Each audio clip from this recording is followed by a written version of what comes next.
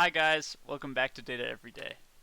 Today we're looking at a dataset of chess games, and this is a very exciting one.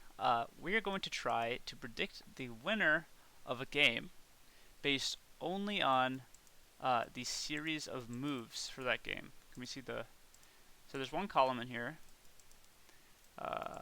where's it? Moves. And basically it's a sequence of moves. Each move is encoded as a word, and we're going to be using recurrent neural network today to try to predict the winner of a game based only on the moves. So let's get into it. So RNNs are awesome. I love them. Today we'll be using a gated recurrent unit, or GRU, which is a simpler version of a long short-term memory RNN. And I learned a lot about these RNNs from the recent open vaccine mRNA degradation prediction for the COVID-19 vaccine. This is a competition on Kaggle, and it was really cool. I had a lot of fun with them. So today I'm going to be trying to use them to predict the winner of a chess game. So I have here, given a series of move lists for chess games, let's try to predict the winner of a given game. And I have some imports that we'll be using today: NumPy, Pandas, Plotly for visualization, and then we'll be using the train test split function just for pre-processing. These also are pre-processing tools, so I might as well put them up here. And then we'll be using TensorFlow to build our network. So I will import those, and we'll load in our data using pandas.readcsv. I'm going to get the file path right over here, games.csv, and we'll paste it right in and take a look. And so, as I said earlier, we're only going to be using the moves. So all of these are going to get dropped. We're not going to care about this.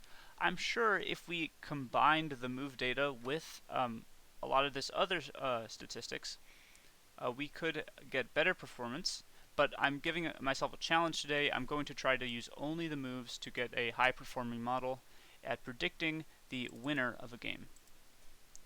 Alright, so let's get started. I will create a new markdown, says pre-processing.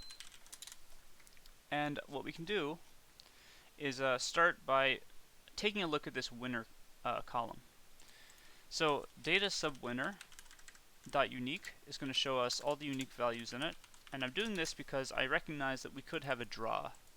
And of course we could also include draw in the classes, but for the purposes of this video, just to make it a little simpler, I'm going to remove the draws, and we're only going to consider games where there is a definitive winner.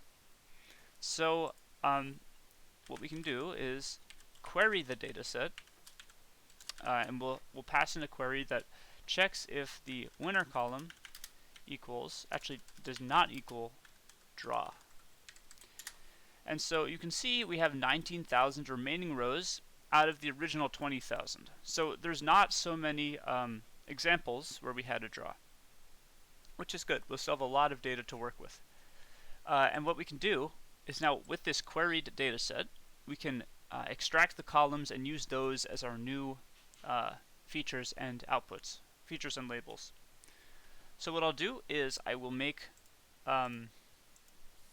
something called moves, variable called moves, which will be a NumPy array of the just the moves column.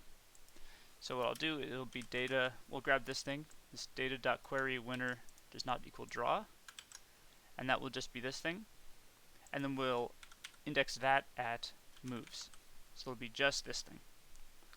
And then I'm going to turn that into a NumPy array. Okay. So if you looked at moves now, it would be a NumPy array of all the different moves, move lists rather. And then I'm also going to create labels, which will be the same thing here, except instead of moves, we'll have winner, because this will be our winner column. And I also want to note that right now the winner is in words, white or black. So what I can do is apply a lambda function to the column that will take in an x, which will be either white or black. And how about we say we'll turn 1 if the value is white, and otherwise black, otherwise 0.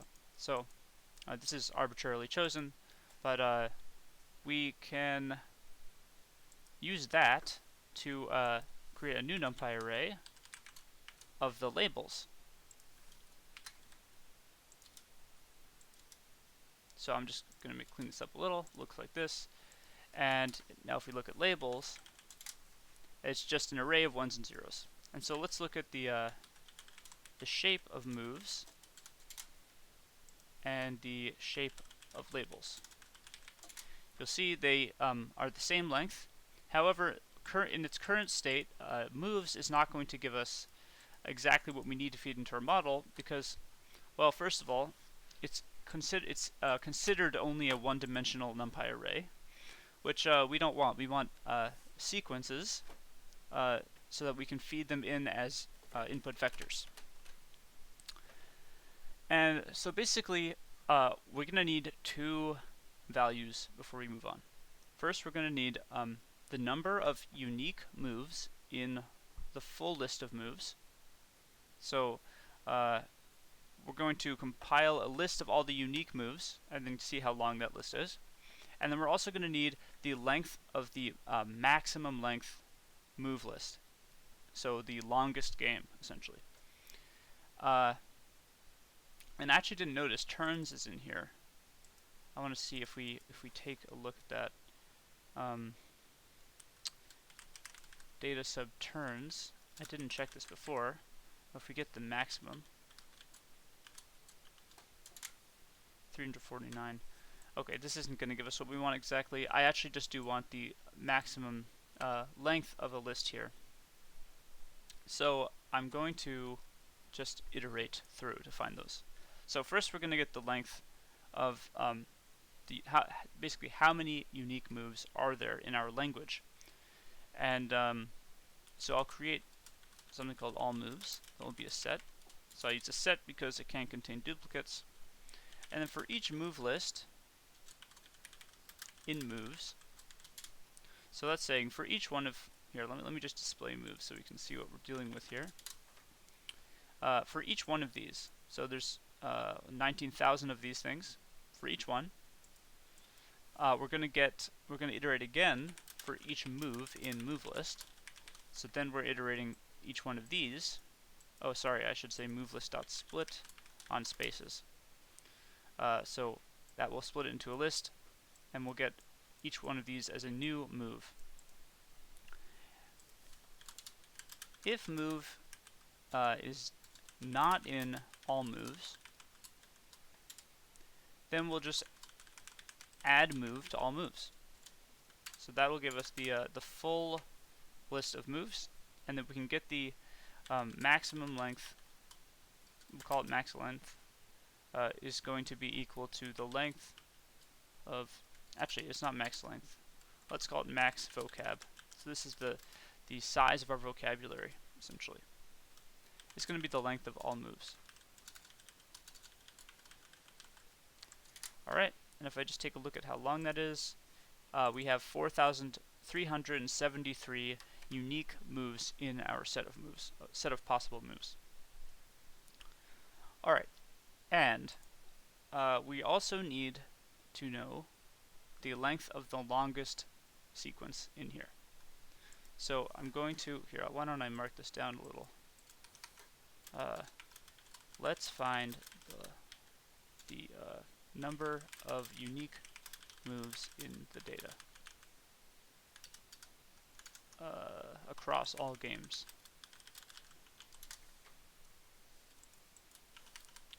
We also want to know the length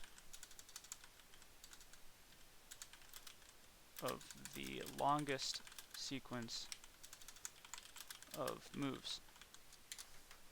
So for this, we're going to we'll create something called max length, max len maybe, and then we'll do is we'll initialize it to 0, and then for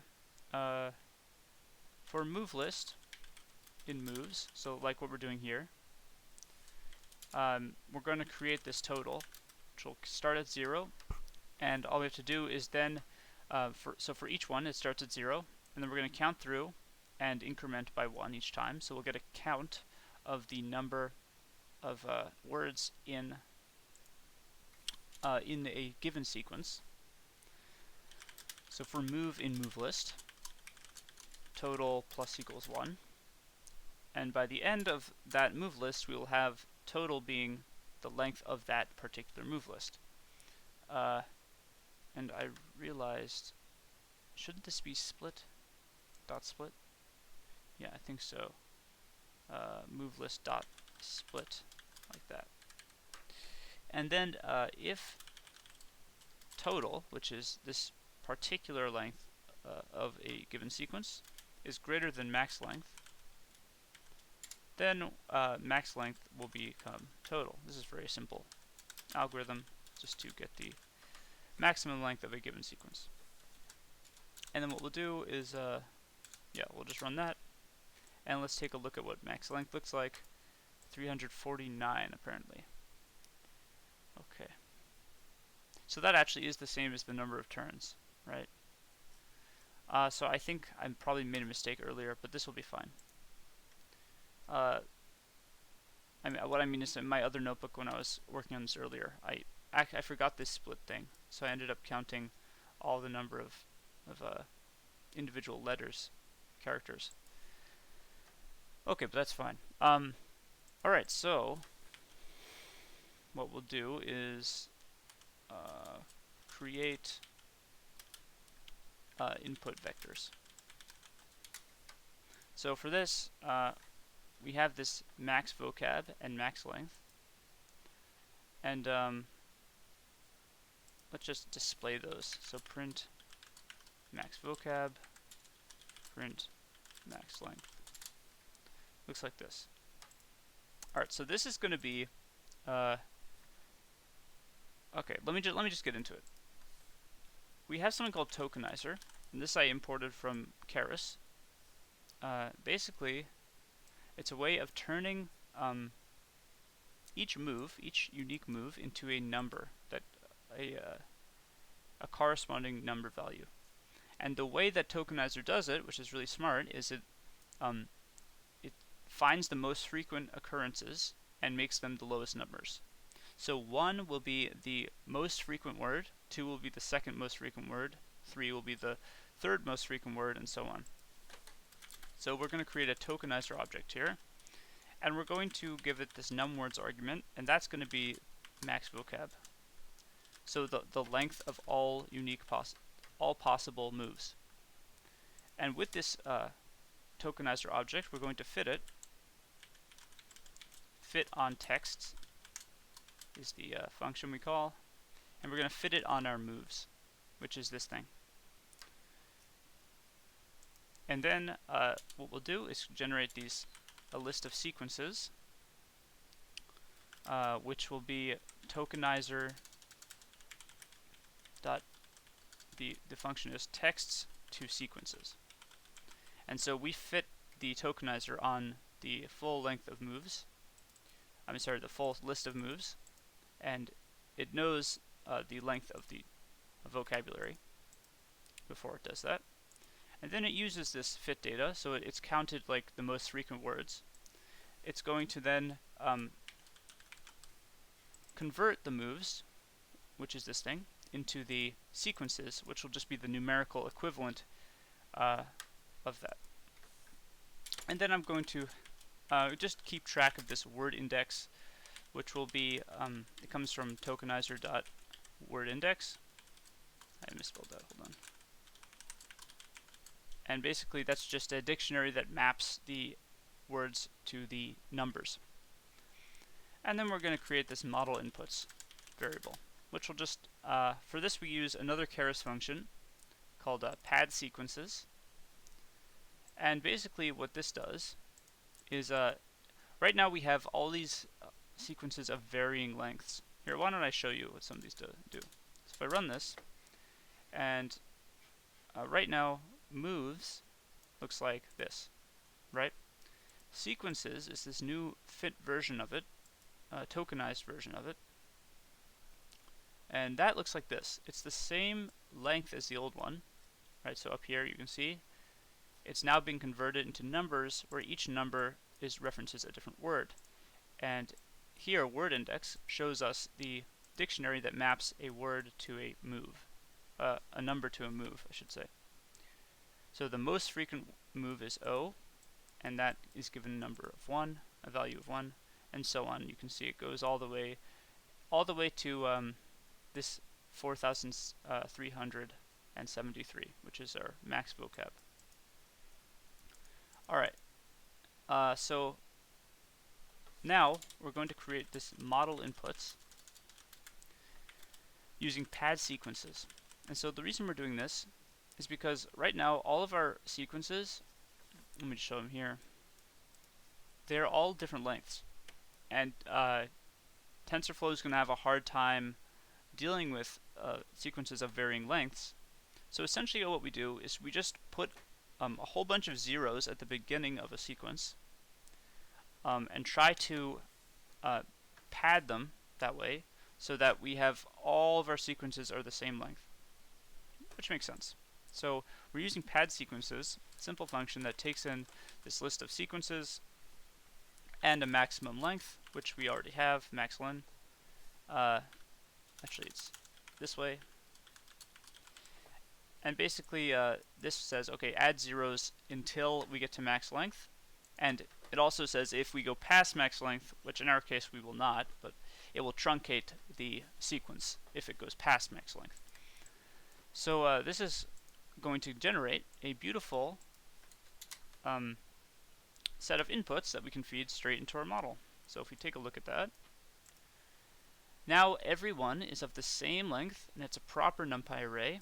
So if I look at model inputs.shape, you can see we now have the same 19,000 examples, but we have proper regular lists, I should say arrays, vectors of length 349. And we can feed each one of these 349 length vectors into our model. That's essentially what we're doing. We're going to feed in a sequence of length 349. And so let's start training. So we have model inputs, and we also have labels, remember, which is just the label for each one. And now we can start training. So this is where it gets cool. So before we do anything too exciting, let's just split the data. Train inputs, test inputs. Usually I call this X and Y, but I'm just keeping it like this for now. Train labels, test labels. And we're using the sklearn train test split function. So we're splitting model inputs and labels. We'll give it a train size of 70%, and let's include a random state so we can reproduce the results. 24 sounds good to me. Alright, now we have these four sets of our data, and we're going to start building our model. And so the way an LSTM works, or a RNN works, is we have to feed in a sequence of words, and it takes each word as input, but it also takes the previous word as input. So it's learning the order of the words in addition. So normally, if we just trained a regular dense network, we could use each word as a feature, but we would have no sense of ordering between them. With a recurrent neural network, we have the words as features, but we also get in data from the previous iteration. So the first word comes in, it goes through, the second word comes in, but also pulls in information from the previous word and goes through. The third word comes in, pulls in information from the previous word, and so on. And so as it updates its weights, it's also taking into account the memory that's associated with the moves. So with a chess game, obviously the moves that came before a given move are incredibly important in predicting how impactful a given move is. So that's why we'll be using an RNN here. And basically, we're going to start with an input layer. So inputs will be tf.keras.input, and the shape of an input is going to be max line, right? Because that's 349. That's going to come right in. So then we will have an embedding layer, and this will be tf.keras.embedding. And basically, the way an embedding layer works is right now we need to represent each word as a sort of vector, right? And right now we have sequences, which looks like, here, let me just print it out here. Sequences looks like this. And we need to, each one of these is word, right? But for an RNN, we need to feed in each word one at a time. And if we just feed a single number like this, that's not good enough. We need a vector representation of it. So we could do a one-hot encoding, but there are some problems with that. First of all, if we have a lot of words, which in this case we do, I think 4,373 words, we need each vector will have length 4,373. And we'd one-hot encode that, so we'd get a single one and then zeros for all the rest, which is just a huge waste. That's what's called a sparse representation of the vector, and we don't want that. We want a dense representation. So what we do is use this embedding layer. Basically what that does is it takes this particular number and shoots it up into high dimensional space. And so we will include an embedding dimension, and this can be this is actually very important for the model. I found 256 works very well here, but basically the more deep the connections between these moves are, for example in chess it's extremely deep, right? The possibility of what these moves mean, the meaning is extremely real and it's extremely deep. We want a high value for embedding dimension, because basically what that means is we're shooting it up into high dimensional space where it can find more meaning up there. Words of similar quality, or in this case moves of similar quality, moves that are found together, get grouped together in high dimensional space. And what that allows us to do is use a single vector of length 256 in this case to point to that spot in whichever dimension. So in 256 dimensional space in this case. But you can imagine if we just did 2 dimensions, you could have a vector of length 2 that just points to a spot in 2 space. And that would be a dense representation of the vector. So we arrange the words in space, in a vector space. And the higher the dimension, the more meaning those words can convey. So we're going to, it seemed like as I raised this, we just got better and better performance, so I'm keeping it 256 now. Alright, so what we want to do for this embedding layer is specify first the input dimension. So this is the basically the length of the number of, this is max vocab, the number of unique moves that we have. Right, so you could think of it like taking the one-hot version. Sorry about this flickering light. Taking this. Okay. So the input dimension, we're going to input like the one-hot version of the vector. So that would be the length of max vocab. Right. The original representation would be a vector of length 4,373 with a 1 in one place and zeros all around the rest. And then we also need an output dimension. And this is going to be embedding dimension that we decide this. This is the dimension of the space we'd like to embed in. And then we also need an input length. And this is just the length of a given input, which is 349. Also called, what is it? What's it called? Max len, right? Yeah, max len, 349. All right. And so with this, we will now shoot all these guys. Each one of these is going to a spot in 256 dimensional space. And because it's in 256 dimensional space, we can then use each one as a 256 length, sorry, a vector of length 256 as input to our recurrent neural network. So I know that was a long explanation, but I just want to be thorough. I'm going to pass in inputs to this layer, and then I'm going to get the GRU. And the GRU, this is the gated recurrent unit. It performs better than the standard LSTM in small tasks, usually. So it also is computationally less expensive, so I will use it here. And so tf.keras.layers.gru, and we'll specify a number of units, and that's going to be embedding dimension. Basically, that's like it's in what dimension is each word represented. So each time we send in a new word, it's passing in embedding dimension units, because each word is embedded in embedding dimension dimensional space. Okay. So we pass embedding through here, and then we just have outputs.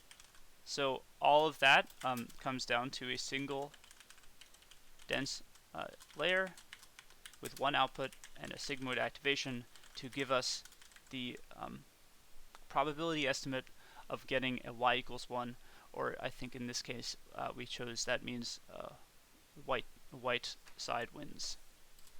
So here we'll pass in GRU. Alright, we'll set up our model. Model equals tf.keras.model, passing in inputs and outputs. That's this and this. I could also just write it this way. And then we're also going to compile it, obviously, using the classic atom optimizer binary cross entropy loss function. And for metrics, why don't we use both accuracy and AUC? Whoops. Alright. tf.keras. Oh no. .metrics.auc. Give it a name. Alright, and looks good. Now we'll give it a batch size of 32. And we'll train it for 3 epochs. I found that 3 epochs is working quite well. And these things actually do take a bit of time to train, so I'm going to enable GPU acceleration here. Oh no, I have to close out my other one. Hold on. Okay. So I'm going to run it from the beginning with GPU acceleration on. Hey, what is it telling me? Let me refresh. Okay. So let's just finish this. We're going to fit this and store it in history, which will be model.fit. We're passing in train inputs and train labels. And we're going to give it a validation split of 20%.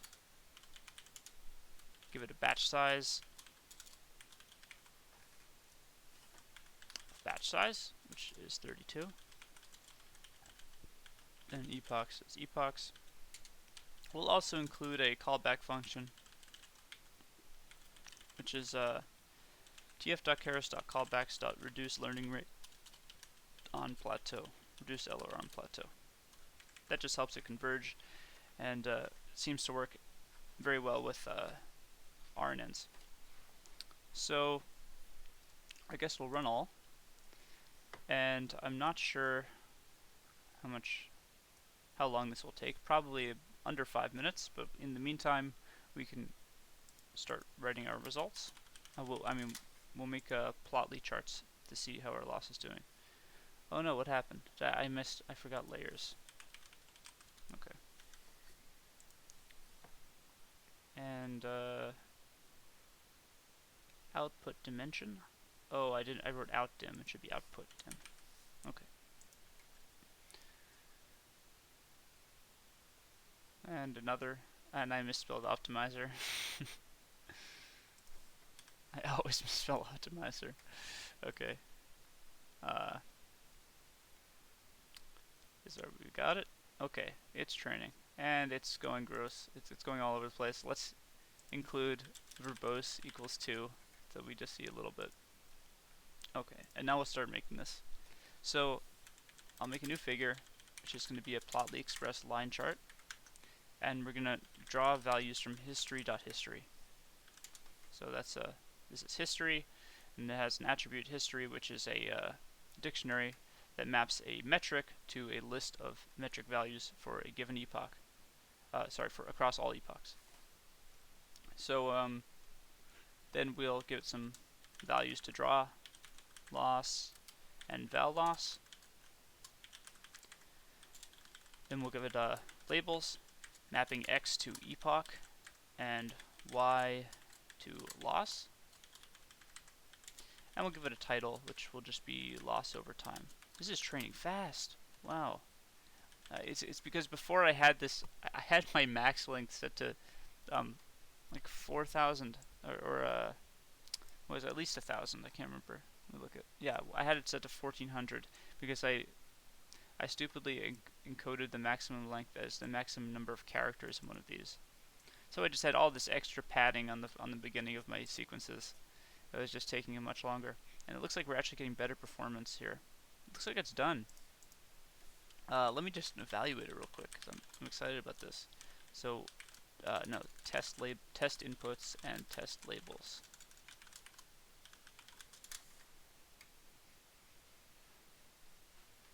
Wow, this is remarkable. Is 0.94 AUC. Okay, now that's really insane. And the reason, I mean, it just blows my mind because we have this model that's doing so well, and all it has is the moves list. We could have given it all of this other stuff. All it has is the moves, and it's getting extraordinary results. So you know, because let me try training it for a few more epochs since we have more time than I thought, because it's going pretty fast. I'll keep writing this as it trains, and we will have, okay, so fig.show after that. And then what I'll do is I'll make another one for the AUC. So this will be AUC, this will be val AUC, and then y will be AUC, and this will be AUC over time. So I'll just have both of these, and I will be right back once this finishes training. Alright, we're back, and we finished training. It looks like, here, let's plot these, see what we got. So, yeah, it looks pretty standard. Okay, so the training loss keeps going down, the validation loss keeps going down, and then at some point it starts to go up again. So it's overfitting eventually, but it looks like right here is the best performance, epoch 4. So this starts from 0, so this is actually 5 epochs, like 1, 2, 3, 4, 5, 6. Right, so this is 5. So we'll train for 5 epochs and try to get the best possible